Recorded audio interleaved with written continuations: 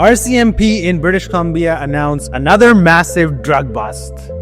But now we're going to the west side. West side. That's why We always say on the Brampton side, so now we got another bust on the other side. So BC or Brampton. We love the bees. we said, let's talk about it. BC or Brampton. Yeah, they provide full content for us. Yeah. Before we start, make sure you keep hitting that subscribe button. We're killing it. Make sure you guys are just joining the team and helping us out and showing that love. So comment down your thoughts below. Let's start.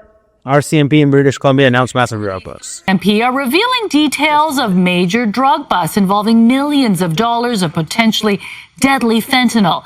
Like the previous two, there have been few arrests and no charges. And as CTV's Shannon Patterson reports, this time police are driving home the message of prevention. 36 kilos of fentanyl, 23 kilos of methamphetamine, and 20 kilos of cocaine. This is just part of one of the largest drug seizures in Surrey RCMP history. From my time here, almost 20 years in the drug unit, so I would say it's in the top three. The mountains of drugs, 6 prohibited firearms, and $119,000 in cash were seized when the drug unit executed search warrants at 7 properties in Surrey, Coquitlam, New Westminster, Vancouver, and Richmond. This investigation began at the street level and moved up the supply chain to the wholesalers and distributors of the drugs you see here before us. Despite the volume of drugs and sophistication of the operation, only 3 people were arrested and released pending charges. Crown's going to have to go through all the evidence, and ultimately they have the decision here on who gets charged and who doesn't get charged. This bust comes on the heels of an RCMP raid of Canada's largest drug How are you arrested and then released pending charges? I don't understand that. Like, if you were in the U.S., you'd be throw away the key at this point. I mean, you get charged officially. But what is this? Yeah, what is this? How do you arrest? Don't you have enough evidence to arrest them? So then you arrest them, but you don't charge them? Yeah. What's the difference? Why are you on a podium saying some of them are going to get charged, some of them are not going to get charged? Like, where's the investigation? Why aren't you doing the full-on investigation and then arresting? What irritates? They've investigated it fully to arrest them, but not enough to charge them, pretty much. How does that make any sense? So they released them back onto the streets. And now those guys are like, we need to figure out how to get out of town.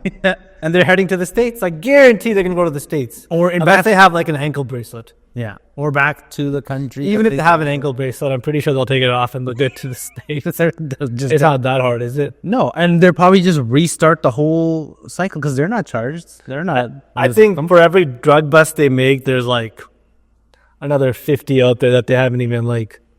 It's just it's too much. They almost need to do, I think, at this point, and I hate to say it, what El Salvador is. Yeah, just like, but they don't have. That's like extreme. They don't have the resources to do that. There's no resources here. I don't understand why you would need to say that some are going to get charged, some are not going to charge. Charge them all. Super lab on a rural property near Kamloops and another large seizure in Surrey, both linked to Mexican cartels. This one is thought to involve local dealers and local users. This is not safe. This can't be made safe. The use of these drugs is not safe. Surrey's assistant commissioner says while police are trying to curtail the supply side of the drug trade, the demand rages on. As much as we talk about treatment, we also need to talk about prevention. Preventing our children,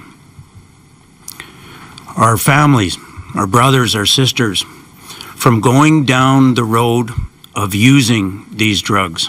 The raw drugs seized in this operation were enough to manufacture at least 300,000 doses of potentially deadly fentanyl. You know, you're probably around $7 million worth of at street level. This operation has been shut down or severely curtailed, but many dealers see busts like these as the cost of doing business. Shannon Patterson, CTV News, That's Surrey. a good point. Yeah, that is doing business, man. They know they're going to get pinched at some point. And they're just like, we'll keep the other 19 active operations. Yeah. It's probably not just the one, right? You got to see it's such a big racket, man. It's so it's huge. Yeah.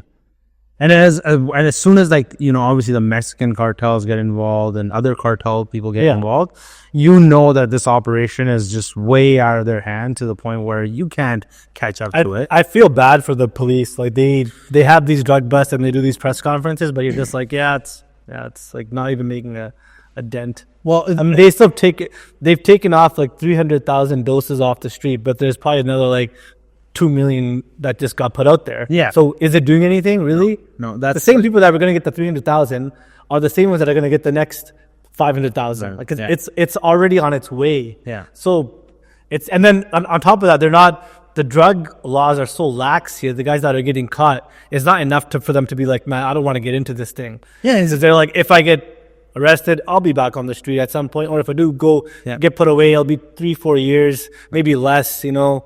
Yeah, is the punishment not hard enough? No, because our jails here they don't look that bad. I don't know. I've never been to a jail. I've never been to a jail either. Have you ever? But like Headingley Jail, right? Yeah. Like that's the one I know about. Man, I know people in that jail that have their phones that are on Snapchat, that are Snapchatting while they're chilling in their cells. They have like TVs. This one guy. And I hate to say it, but he's like Snapchatting his whole, like, he's sitting there and like has like Nike, like Air Jordans. He has like all these like fancy clothes and stuff. And he's in jail. That's crazy. And he's on murder trial. He's on murder charges there. Right? That's so crazy. How is that accessible to the inmate, first of all? But maybe our jail system is not the best. The whole system is a mess. It's not there, right? So people aren't scared. Maybe the scared part is not there.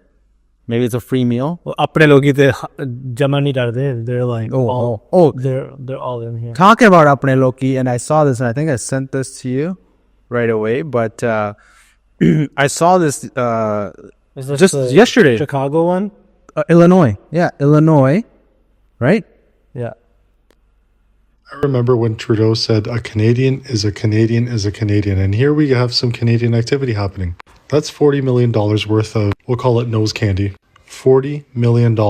Illinois State Police Black Hawk Area Task Force arrested 27-year-old Vanjpreet Singh from Ontario and 36-year-old Manpreet Singh from Ontario.